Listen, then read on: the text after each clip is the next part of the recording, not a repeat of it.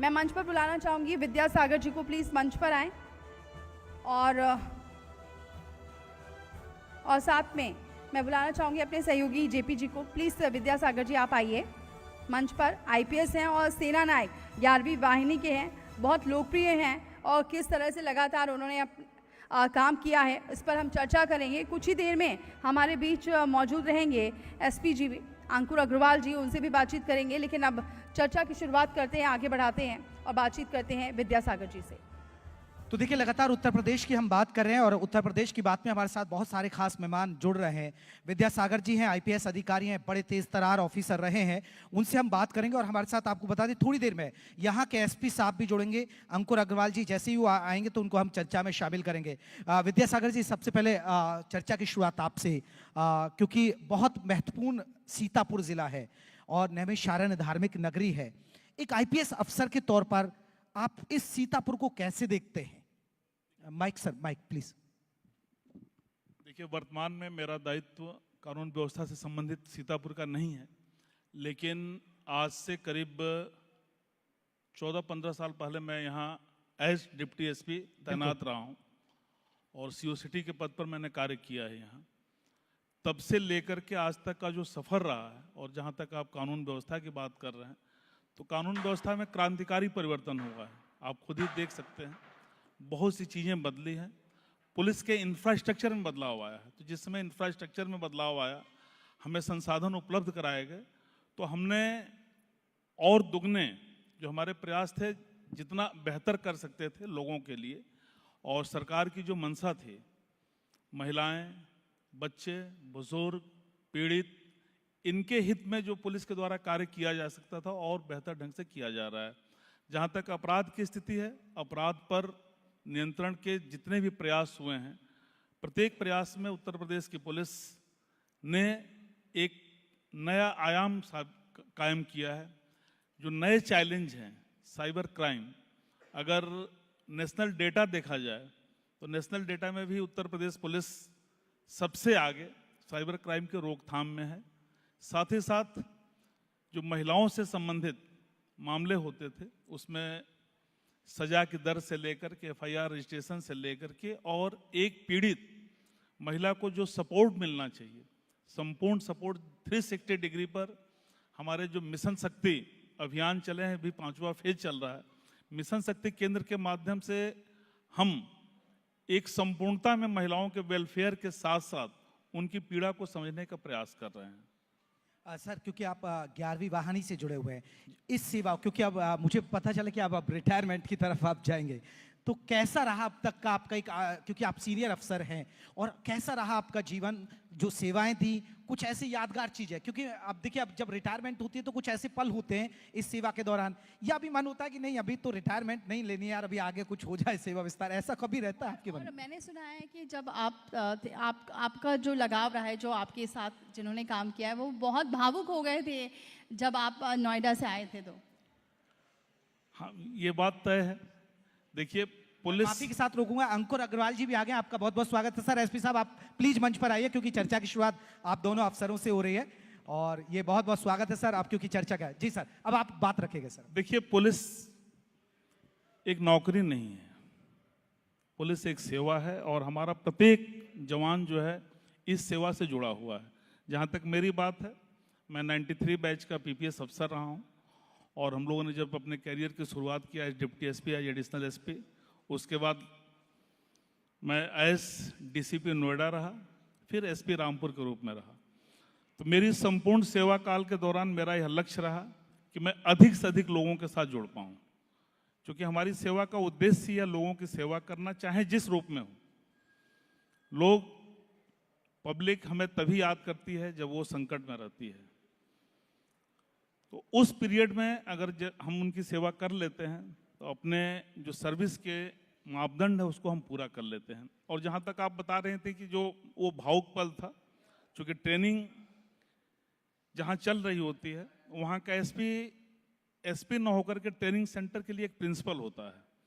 तो एक प्रधानाचार्य के रूप में, एक शिक्षक के रूप में, एक फिलासफर के रूप में, एक मार्गदर्शक के रूप में, जब आप अगले 40 साल के लिए बच्चों को तैयार करते हैं, तो वो बच्चे अपने आप में अपना रोल मॉडल देखते हैं। आपका एक्ट और कंडक्ट वो अगले 40 साल तक उन चीज़ों से प्रभावित होकर के रहेंगे और उन चीज़ों को देखेंगे। और पुलिस के जो ड्यूटी के आयाम है बहुत ही विस्तृत हो चुके हैं। आज सिर्फ और सिर्फ कानून व्यवस्था और अपराध नियंत्रण तक की पुलिसिंग नहीं रह गई है। आज तरह तरह की चीज़ों को हमें विभिन्न प्रकार की चुनौतियों से निपटना है और उन चुनौतियों से निपटने के लिए हमारे पास संसाधन मौजूद हैं।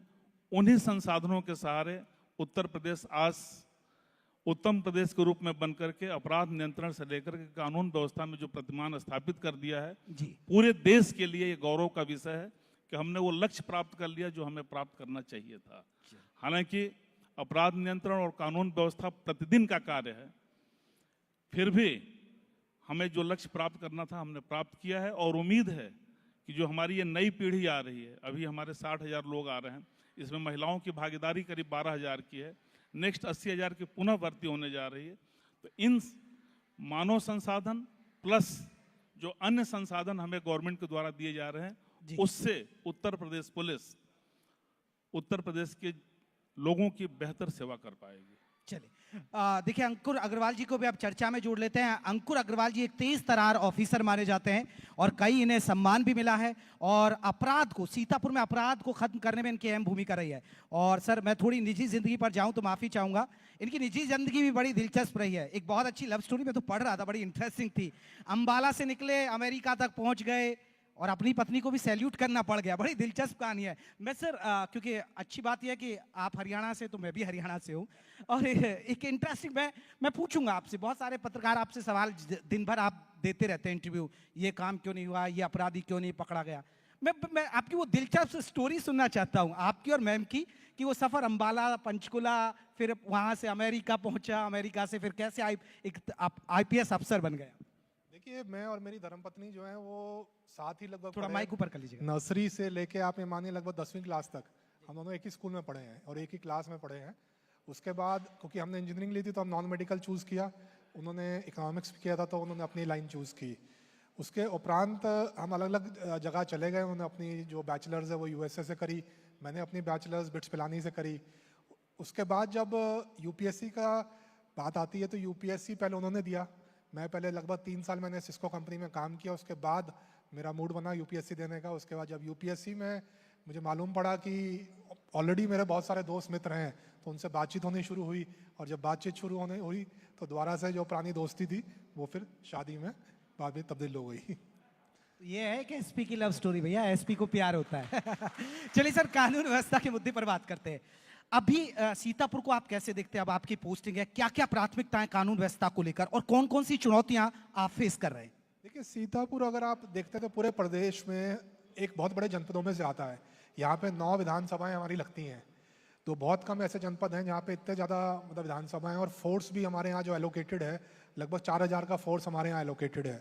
और 2 जितने गस्टेड ऑफिसर्स हैं, प्लस आप जानते हैं 3 PSC, एक APTC, एक PTC, तो काफ़ी उस तरीके से काफ़ी सेंसिटिव जिला बनता है। लखनऊ के पास का जिला है, काफ़ी प्रॉब्लम्स यहाँ रहती हैं क्योंकि बाढ़ प्रभावित क्षेत्र है। तो जब हर साल लगभग जब बाढ़ आती है तो यहाँ पे बहुत ज़्यादा पुलिस को भी अपनी NDRF SDRF के साथ मिलकर कार्रवाई करनी पड़ती है। इसके उपरांत क्योंकि पॉपुलेशन काफ़ी है तो क्राइम रेट भी यहाँ पे काफ़ी क्राइम्स रहते हैं, उसमें लगातार पुलिस प्रयास करती रहती है कि कार्रवाई करती रहे। और अब तक जितने यहाँ पे आप देखेंगे क्राइम्स हुए हैं, कई बड़े मतलब सेंसेशनल यहाँ पे क्राइम्स हुए थे पिछले साल 2025 की अगर हम बात करें, और 2026 की शुरुआत के पहले 3 महीने में सारे वर्कआउट पुलिस ने किए हैं। लगातार पुलिस उसमें जहाँ पे ज़रूरत है तो क्रैकडाउन चल रहा है और पुलिस की मुठभेड़ें हुई हैं जहाँ पे अपराधी ने पुलिस के ऊपर फायरिंग करी है और बहुत सारे इनामियाँ, लगभग 1 लाख के 2 इनामियाँ पुलिस के द्वारा मुठभेड़ में गिराए गए थे। तो पुलिस लगातार अग्रेसिव पुलिसिंग करते हुए अपनी कार्रवाई कर रही है कि जनपद में जो शांति व्यवस्था बनी रहे। सर, साइबर अपराध की बात कर रहे थे, सर भी अभी जिक्र कर रहे थे, वो क्या बढ़ा है? यहाँ सीतापुर की बात करें तो यहाँ पर क्या स्थिति है उसकी? देखिए, बिल्कुल साइबर अपराध में एक वृद्धि जरूर हुई है, पर जैसे कि आप जानते हैं माननीय मुख्यमंत्री जी के निर्देश में, DGP सर के निर्देश में UP पुलिस लगातार कार्रवाई कर रही है और पिछले साल लगभग 500 करोड़ के आसपास UP पुलिस ने पैसा फ्रीज करवाया था। हमारे सभी जनपदों में टीम्स एक्टिव हैं, जैसे ही कोई फ्रॉड होता है टीम उसमें लग जाती हैं उस अपराधी को पकड़ने के लिए, प्लस जो अमाउंट गया है उसको फ्रीज करवाने के लिए। तो इसमें भी एक पुलिस की तरफ से भी एक्टिवनेस आई है, पर ये निश्चित है कि अपराधी बढ़ रहे हैं क्योंकि लोग यूट्यूब के माध्यम से इसको सीख रहे हैं और लगातार अपराध में घुस रहे हैं। चलिए विद्यासागर जी, एक साइबर क्राइम क्योंकि आजकल नए नए रूप में बदल रहा है, और मैं तो देखिए क्योंकि आप देखिए अब रिटायरमेंट की बात आ रही है, मैंने ऐसे ऐसे कहानियां और ऐसी ऐसी हम खबरें पढ़ते हैं जो रिटायर हो रहे हैं ऑफिसर, जो रिटायर हो चुके हैं, जो घर बैठे हैं, जिन्होंने अपने जीवन की मेहनत की कमाई की, करोड़ों रुपए उड़ा दिए गए और पढ़े लिखे लोग उसका शिकार हो रहे हैं। आपके सीईओ साहब नोएडा में रेगुलर, क्यों रमेश जी, सबसे ज़्यादा जो है पढ़े लिखे लोग ही शिकार हो रहे हैं। देखिए सबसे बड़ी चीज़ है लालच, और लालच मानवीय स्वभाव है, और जो व्यक्ति थोड़ा भी लालच में फंसा कि पैसा दुगना हो जाएगा वो फंसी जाएगा, और डिजिटल अरेस्ट और ये बकवास वाली अरेस्ट के कहीं कोई स्थान नहीं है। बार बार जागरूक करने के बाद जितना ही जागरूक किया जाए, लेकिन लोगों से गलतियां हो रही हैं, और आपके माध्यम से भी हम लोग जहां भी जाते हैं, हमारी पूरी एक टीम है, थानेवार टीम बनी हुई है, जनपद की टीम बनी हुई है, जो लगातार और लगातार जागरूक कर रही है। और इसमें सबसे अधिक जो बचाव है वो जागरूकता ही है। आपको किसी अनजाने के साथ कोई संपर्क नहीं करना है। और जब फिजिकल अरेस्टिंग पर हमारे पास इतने नियम कानून हैं कि अरेस्ट किया जाएगा तो सनराइज और सनसेट देखा जाएगा, महिला को थाने नहीं बुलाया जाएगा, महिला की अरेस्टिंग नहीं होगी, नेम प्लेट लगा रहेगा, और फिर उसके बावजूद भी हमारे पढ़े लिखे लोग डिजिटल अरेस्टिंग के शिकार हो जाते हैं, तो ये कहीं ना कहीं जागरूकता का अभाव है। और हम लोग उत्तर प्रदेश पुलिस की ओर से लगातार और लगातार लोगों को जागरूक कर रहे हैं। इसके साथ साथ सेंट्रल गवर्नमेंट के भी पोर्टल्स हैं, हर प्लेटफॉर्म से लोगों को जागरूक किया जा रहा है। आपके माध्यम से भी वरिष्ठ नागरिक, जब हमारे अपने लोग जब रिटायर होते हैं तो उनको भी जब उनके लिए हम फेयरवेल करते हैं तो एक सलाह अवश्य देते हैं कि आपने अब तक जो कमाया है वो आपकी गाढ़ी पूंजी है, इस पूंजी में किसी भी प्रकार का कोई सेंध न लगने दीजिएगा, और किसी भी प्रकार के किसी डिजिटल लेन देन के पहले सतर्कता आवश्यक है। तो सतर्कता ही बचाव है। इसके अलावा लोगों में जागरूकता आई है तो फ्रॉड के तरीके भी बदले हैं। यही सवाल आपसे, हमारे मंच से आप अपने जिले के लोगों को क्या मैसेज देंगे कि भाई साइबर ठगी हो तो ऐसे बचे, क्योंकि और पुलिस को तुरंत ऐसे जानकारी दें, या एक नंबर है डायल नंबर, उस पर आप तुरंत कर दें जिससे कम से कम आपका पैसा जो है वो ना उड़े। देखिए, जैसे आप सभी जानते हैं कि डिजिटल अरेस्ट, इसके अलावा अभी बताया गया, उसके अलावा भी ट्रेडिंग के बहुत सारे इन्वेस्टमेंट स्कैम्स बहुत चलते हैं, जिसमें स्पेशली हमारे जो नौजवान हैं वो 1000 रुपये लगाते हैं, उनको एकदम से शुरू में लगता है कि 500 रुपये मिल गए, और पैसे बढ़ते रहते हैं, और जब वो मान लीजिए 1 लाख रुपये उन्होंने कमा लिया, वो पैसे विड्रॉ नहीं कर पाते हैं। तो इसमें जो शॉर्ट टर्म इन्वेस्टमेंट में गेन के चक्कर में ना पड़े, उसमें ज़्यादातर ये फ्रॉड्स कंपनी होती हैं जो आपसे बिटकॉइन में, चाहे क्रिप्टो करेंसी में हो, चाहे और कोई शेयर मार्केट में, आपका जो RBI से अप्रूव्ड ऐप नहीं है उसके ऊपर इन्वेस्टमेंट मत करिए। तो इन्वेस्टमेंट स्कैम से बचिए। उसके लिए लगातार 1930 जो हमारा नंबर है साइबर का, उसमें प्रयास रहता है कि आप तत्काल उसको बताएं। जितनी जल्दी आप बताएंगे तो आपके पैसे को हम फ्रीज कर पाएंगे। तो प्रयास हमारा यही है। डिजिटल अरेस्ट में आप सभी जानते हैं कि बहुत टाइम तक तो कॉलर ट्यून भी सभी जगह के ऊपर जो हेलो ट्यून होती है वो डिजिटल अरेस्ट की भारत सरकार ने चलाई थी, पर उसके अलावा अभी तक भी, उसके बाद भी कुछ केसेस आपके सामने आ रहे हैं। तो वो इग्नोरेंस है, लैक ऑफ नॉलेज है, जिसके कारण लोग इसमें फंस जाते हैं। तो सभी से आपके माध्यम से यही अनुरोध रहेगा कि डिजिटल अरेस्ट तरह की कोई चीज़ होती नहीं है। पुलिस ऑनलाइन कभी अरेस्ट नहीं करती है। विद्या सर, मेरा सवाल ये है कि आजकल बहुत तारीफ हो रही है यूपी पुलिस की, बहुत हर जगह जाते हैं, जहाँ भी हम देखते हैं, चाहे हम पश्चिम बंगाल के अभी हाल ही की बात करें, असम की बात करें, क्योंकि चुनाव हो रहे हैं, इसलिए वहाँ के लोगों से सुनते हैं। तो ऐसा क्या है, क्यों ऑपरेशन लंगड़ा तो फेमस है, लेकिन पुलिस क्या बहुत एक्टिव है? क्या वजह है जो इतनी तारीफ हो रही है, और किस तरह से यहाँ कार्य किया जा रहा है, जिससे बाकी राज्य भी ये कहते हैं कि यूपी पुलिस जिस तरह से कार्य करती है वैसे यहाँ भी होना चाहिए? और मैं इस पे एक और सवाल जोड़ूंगा विद्यासागर जी, क्या ये एक नेतृत्व का फर्क होता है, जैसी सरकार ऐसी पुलिस? निश्चित रूप से आपका कहना सत्य है, नेतृत्व का भी असर है, और नेतृत्व ने जो पुलिस को काम करने की छूट दी गई, पुलिस की जवाबदेही भी है। एक बार आपको अगर अधिकार मिलते हैं तो आपके कर्तव्य भी रहते हैं और फिर आपकी जवाबदेही भी रहती है। तो एक जवाबदेह पुलिस ही निश्चित रूप से भयमुक्त समाज की स्थापना कर सकती है। जहाँ तक कानून व्यवस्था की बात है, निश्चित रूप से संगठित अपराध पर उत्तर प्रदेश पुलिस द्वारा संगठित तरीके से प्रहार किया गया है, और आज और आज से 20 साल 25 साल पहले जब हम लोग सेवा में आए थे उसमें बहुत बड़ा अंतर दिख रहा है। उत्तर प्रदेश में आज के डेट में किसी भी प्रकार का न कोई माफियागिरी रह गई है, न ठेके पट्टे में किसी प्रकार का कोई दबाव रह गया है। पारदर्शिता बढ़ी है और पारदर्शिता जहां बढ़ी है लोगों की जवाबदेही बढ़ी है और उत्तर प्रदेश पुलिस ने एक नया कीर्तिमान कानून व्यवस्था को स्थापित करने में कायम किया है। चलिए, मैं बतौर अंकुर जी आपसे एक सवाल पूछना चाहता हूं। सीतापुर की कानून व्यवस्था में आपके लिए, आप जो देखते हैं बहुत सारे केसेस को आप रोज डील करते हैं, तो आपके लिए सबसे बड़ी चुनौती कौन सी नजर आती है? आपको लगता है कि भूमाफिया एक्टिव हैं, या आपको लगता है कि चोर, या आपको लग रहा है लूट ज्यादा, या आपको लग रहा है कि वो ज्यादा आपको टेंशन देती है जो गांव-गांव में झगड़े हो जाते हैं छोटी छोटी बात पर, नाली कूड़ा फेंकने, ये सरकार के लिए भी एक टेंशन भरी बातें होती है जिसमें हत्या तक कर दी जाती है। बिल्कुल, देखिए लगातार सीतापुर पुलिस का इस तरह के जितने अपराध हैं उस पर कार्रवाई चल रही है। पर अगर आप सीतापुर में देखें, क्योंकि जैसे मैंने बताया कि एक बड़ा क्षेत्र लगता है, लगभग 55 से 60 लाख की पॉपुलेशन है यहाँ पे, तो एक्सीडेंट्स हमारे सीतापुर में मैं कहूँगा एक बड़ा ही गंभीर विषय है। क्योंकि बहुत सारा एरिया ऐसा है जहाँ पे रोड्स अभी हमारी मतलब सक्रिय हैं, लोग तेज वाहन चलाते हैं, उससे एक्सीडेंट्स होते हैं। बाकी अगर आप माफिया की बात करें तो मैं नहीं मानता कि सीतापुर में कोई माफिया बचा है ऐसा। आप अगर पता करेंगे तो कोई भी जो स्टेट के टॉप 50 लिस्टेड माफिया उसमें सीतापुर का कोई माफिया नहीं है। तो उन सब पे जितने जो पुराने थे सब पे कार्रवाई हो चुकी है, उनके प्रॉपर्टी कुर्क हो चुकी है। तो उस तरह के माफिया सीतापुर में नहीं है। पर जो एक्सीडेंट की समस्या है जिसमें लोग हेलमेट नहीं पहनते या शराब पी के गाड़ी चलाते हैं, ये एक समस्या सीतापुर के लिए बहुत लंबे समय से बनी हुई है।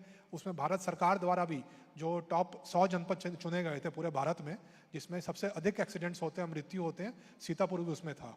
तो सर विद्या सर, मेरा ये भी सवाल है कि हम देख रहे हैं कि पुलिस का जो चेहरा बिल्कुल अलग हो गया है, यानी लोगों की समस्याओं को वो अभी तक सिर्फ हम एक ही चेहरा देखते थे, डरते थे लोग, लेकिन अब पुलिस उनकी समस्याओं को सुन रही है, वहीं पर समाधान भी कर रही है। एक अलग भी पहलू हम देख रहे हैं, चाहे हम मिशन शक्ति की भी बात करें, महिलाओं की जो केसेस है उसे समझा कर बुझा कर भी इस केस को सॉल्व किया जा रहा है। एक नया तस्वीर भी उभरती नजर आ रही है पुलिस की।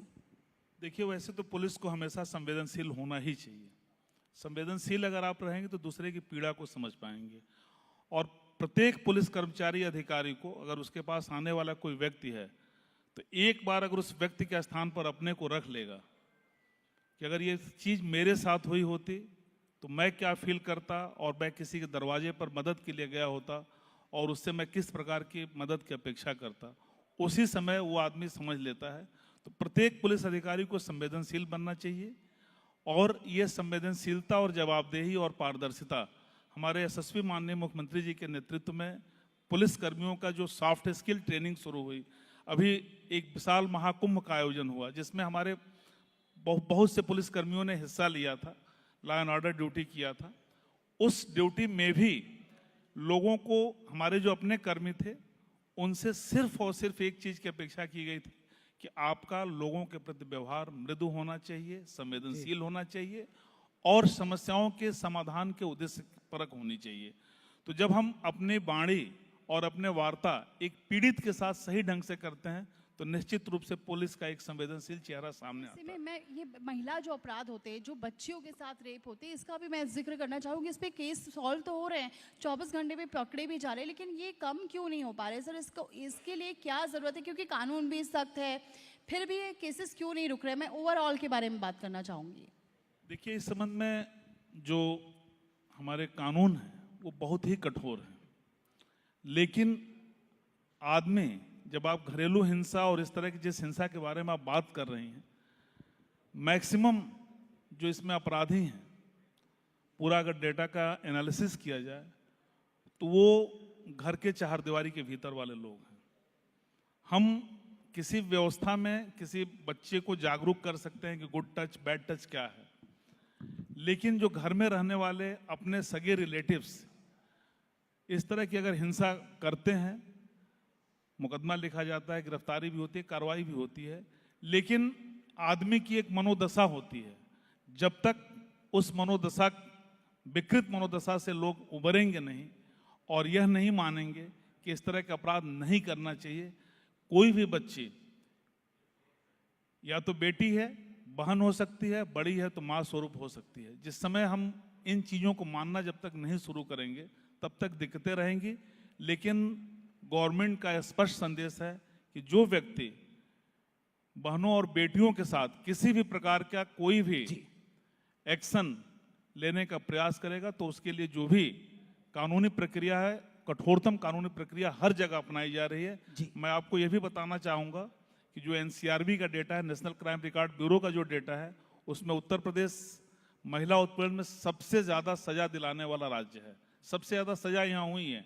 देखिए, अगर अपराध हुआ है, पुलिस को कार्रवाई करनी है, और पुलिस ने जब कार्रवाई किया है उसका परिणाम भी निकला है। जहां तक घरेलू हिंसा या अन्य जो हिंसा की बात की आपके द्वारा की गई है, तो हमारे जो मिशन शक्ति केंद्र थानों पर स्थापित हुए हैं, इसके साथ साथ वन स्टॉप सेंटर स्थापित हुए हैं, तो वो सिर्फ क्राइम ही नहीं, क्राइम से जो विक्टिम है, विक्टिम का जो ट्रॉमा है, उस ट्रॉमा के भी रिहेबिलिटेशन से लेकर के और उसको एक विक्टिम सेंट्रिक हमारे जो लॉ हैं पहुंचाने के लिए लगातार टीम जाती है और उस पीड़िता के साथ निरंतर संवाद स्थापित कर उसको उस ट्रॉमा से निकालने का प्रयास करती है। चलिए सर, क्योंकि देखिए हम आखिरी पड़ाव पर है अंकुर साहब, क्योंकि ऑपरेशन लंगड़ा, क्योंकि यूपी का ये बड़ा मशहूर है, हर जगह इसकी चर्चा होती है।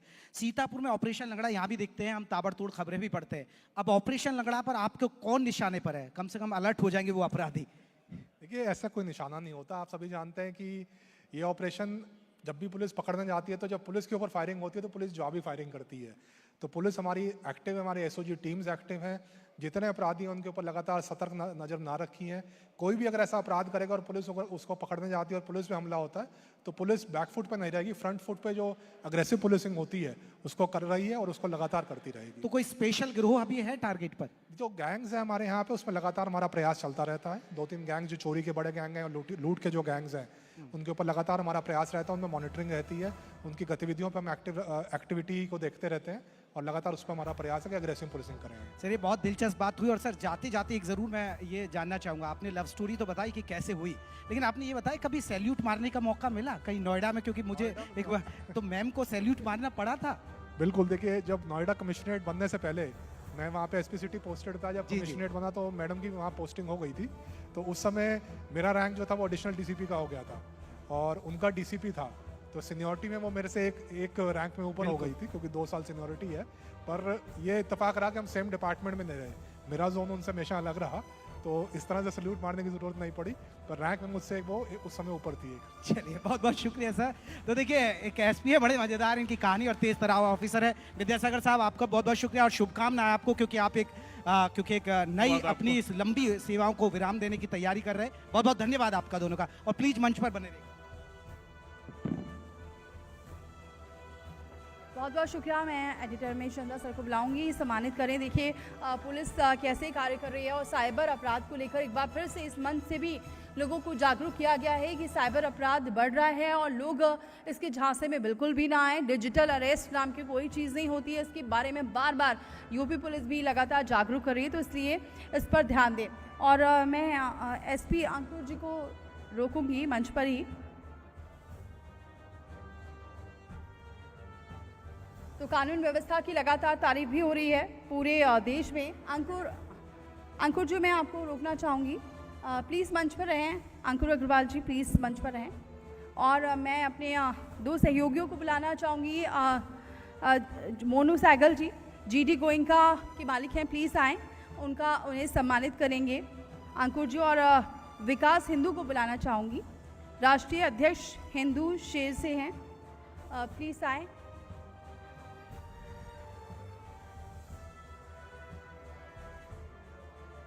तो तालियां बजती रहनी चाहिए, क्योंकि आज इस मंच पर बहुत सारे ऐसे मुद्दे रहे हैं जिस पर चर्चा हुई है।